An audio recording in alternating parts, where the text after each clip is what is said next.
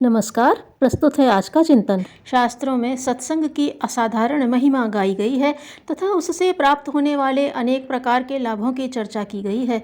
यह वर्णन अकारण नहीं है। सत्संग का अर्थ है सत्य का संग, जो महापुरुषों और संतों के साहित्य से प्राप्त हो सकता है। भावी जीवन के लिए मार्गदर्शन और जीवन की अनेक गुत्थियों का समाधान प्राप्त किया जा सकता है। कालांतर में ऐसे व्यक्तित्व संपन्न महामानवों संतों का अभाव पड़ गया। इक्के दुक्के जो भी हैं वो भी उनके पास इतना समय नहीं है कि हर व्यक्ति को परामर्श दे सके। यूँ तो साधु बाबा के नाम पर लाखों व्यक्ति देश में अब भी विद्यमान हैं, परंतु उनके उद्बोधन प्रवचन मात्र वाक विलास बनकर रह जाते हैं और सत्संग का अभीष्ट लाभ नहीं दे पाते। इन परिस्थितियों में सत्संग का अभीष्ट वैचारिक लाभ प्राप्त करने का एक ही श्रेष्ठ मार्ग अवशेष बचता है, सत्साहित्य का अध्ययन।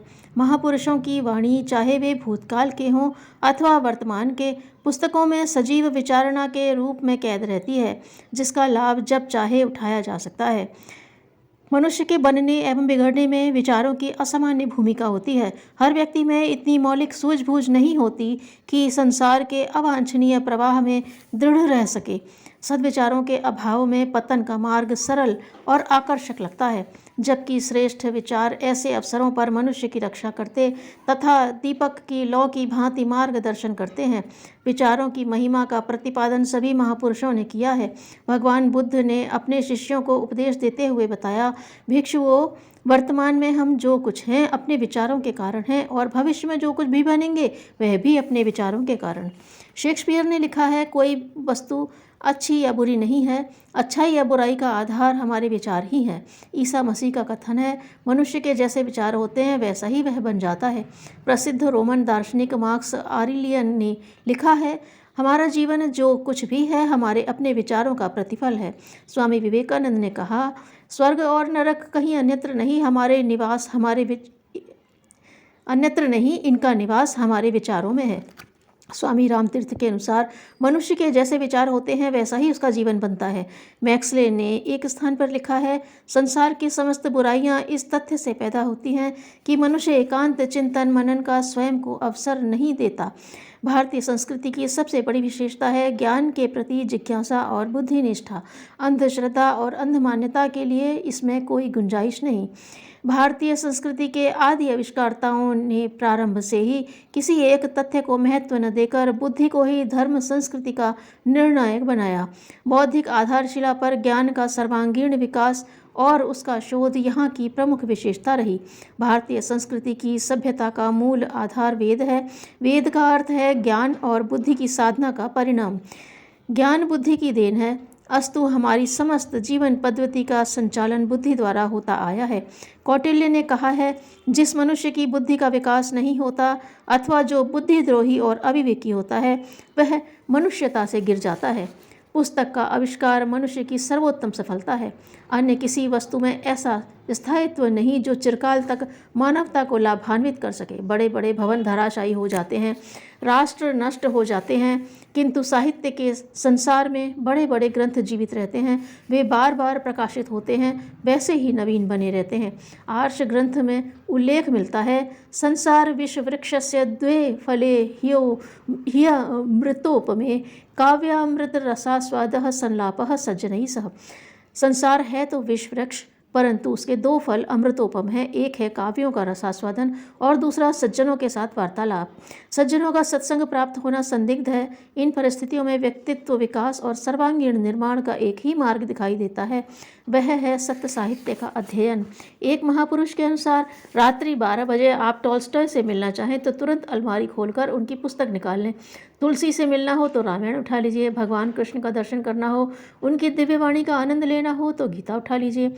आपको साक्षात भगवान कृष्ण उपदेश देते जान पड़ेंगे।